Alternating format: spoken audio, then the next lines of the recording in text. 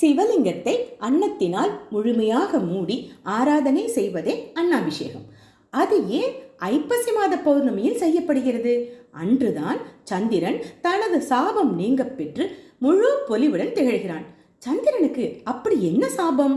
சந்திரனுக்கு தட்சனின் புதல்விகளான அஸ்வினி முதல் ரேவதி வரை உள்ள 27 நட்சத்திரங்களும் மனைவிகள். சந்திரன் தன் மனைவியரில் ரோஹிணியிடம் மட்டும் மிகுந்த அன்பு கொண்டு மற்றவர்களிடம் பாரபட்சம் காட்ட மாமனார் தட்சனுக்கு கோபம் வந்தது. கூடவே சாபம் பிறந்தது. உன்னுடைய அழகும் தேஜஸும் பொலிவிழந்து தேயட்டும் என்று. துக்கம் தாழவில்லை சந்திரனுக்கு. தவறை உணர்ந்து கலங்கினான். சாப விமோசனம் பெறுவதற்காக சிவபெருமானை நோக்கி கடும் தவம் செய்தான். அவனது கலைகள் ஒவ்வொன்றாக மங்கிக் கொண்டே வந்தது. கருணை கொண்ட சிவபெருமான் காட்சி தந்தார்.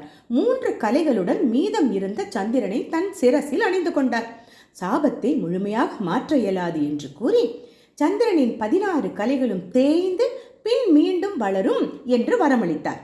சந்திரன் இழந்த 16 கலைகளும் அவனுக்கு கிடைத்தாலும் ஐப்பசி பௌர்ணமி நாளில் மட்டும் சந்திரன் முழு பொலிவுடன் தேஜசுடன் காட்சி தருகிறான் என்கின்றது புராணம்.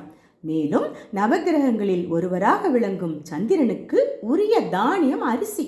இதை உணர்ந்த ரிஷிகள் ஐப்பசியில் அன்னாபிஷேகத்தை நடைமுறைப்படுத்தினார்கள். அன்னாபிஷேகத்தில் சிவனின் மேல் சாற்றப்படும் ஒவ்வொரு பறிக்கையும் சிவனின் வடிவம் என்று கூறப்படுகிறது. அன்னாபிஷேகத்தை கண்ணார கண்டு பிரசாதம் உண்டால் குழந்தை பேறு கிடைக்கும். வாழும் காலம் வரை உணவுக்கு தட்டுப்பாடு வராது.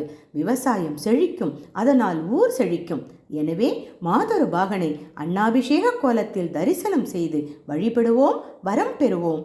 ஓம் நம சிவாய.